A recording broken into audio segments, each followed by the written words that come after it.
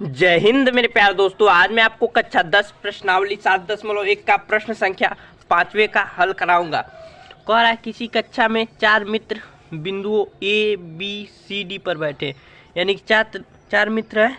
एक ए पर बैठा है, एक बी पर बैठा है, एक सी पर बैठा है, एक डी पर बैठा है। जैसा कि आकृति 7.8 में दर्शाया गया है। चंपा और चमेली कक्षा के अंदर आती हैं और कुछ मिनट तक देखने के बाद चंपा चमेली से पूछती है, क्या तुम नहीं सोचती हो कि ए बी सी डी एक वर्ग है? यानी चंपा चमेली से पूछती है, क्या तुम नहीं सोचती हो कि ए बी सी डी एक वर्ग, यानी ए बी सी डी एक वर्ग है?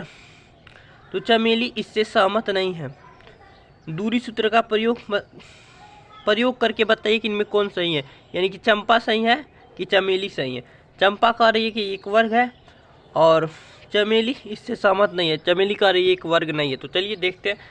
तो देखिए, इसे मिला देते पहले। एक वर्ग कह रहा है तो वर्ग टाइप बना देते हैं, है कि नहीं निकालने के बाद भी मालूम चलेगा। जब सारी भुजाएं बराबर आ जाएंगी और इनका विकर्ण भी बराबर आ जाएगा तो कह देंगे वर्ग है, नहीं आएंगी तो कह देंगे नहीं है। तो देखिए चंपा सही है कि चमेली सही है। अब देखिए इनका निर्देशांक, ए बिंदु का निर्देशांक मान कितना दिया है। सबसे पहले एक्स में लिख रहे हैं तो एक्स में कितना है 3, वाई में 4, बी में कितना है, एक्स में कितना है 6 और वाई में है 7। सी बिंदु का है 9 एक्स में और वाई में कितना है 4। और डी बिंदु का है एक्स में पहले लिखते हैं 6 और 1। अब चलिए, अब दूरी सूत्र का प्रयोग करके ए बी के बीच की दूरी ज्ञात कर लेंगे।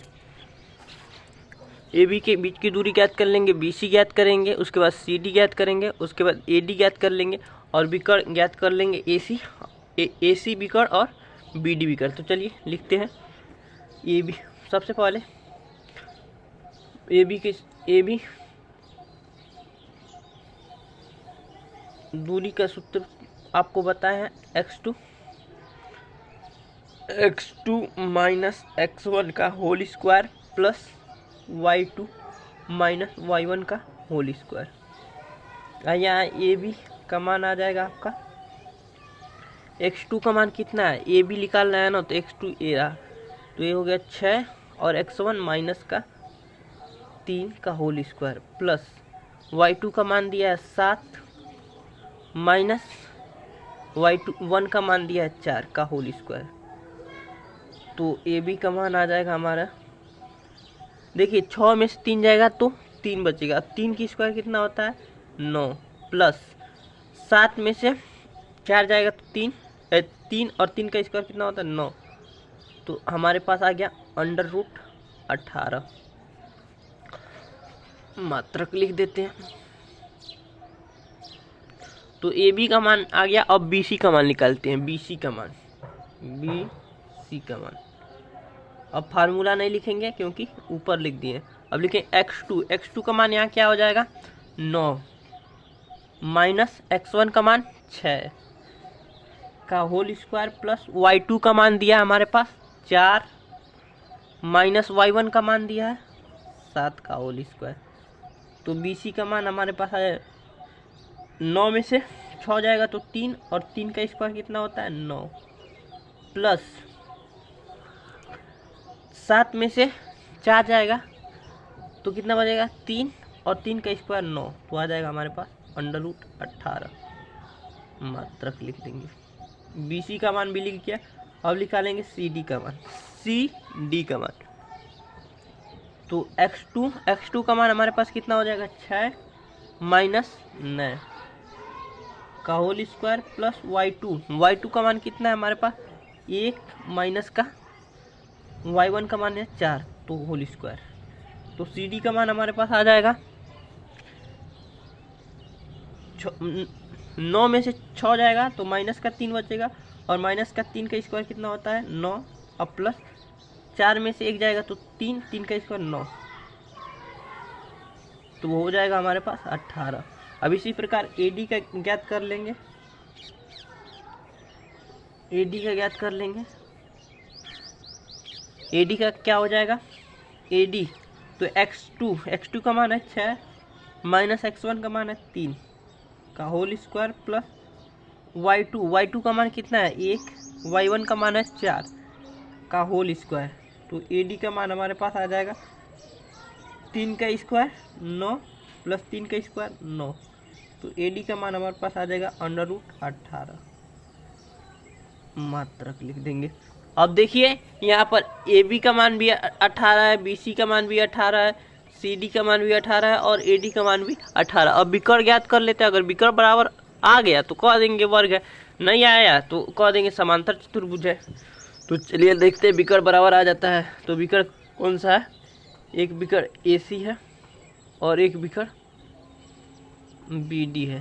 तो AC की दूरी ज्ञात कर लेते हैं।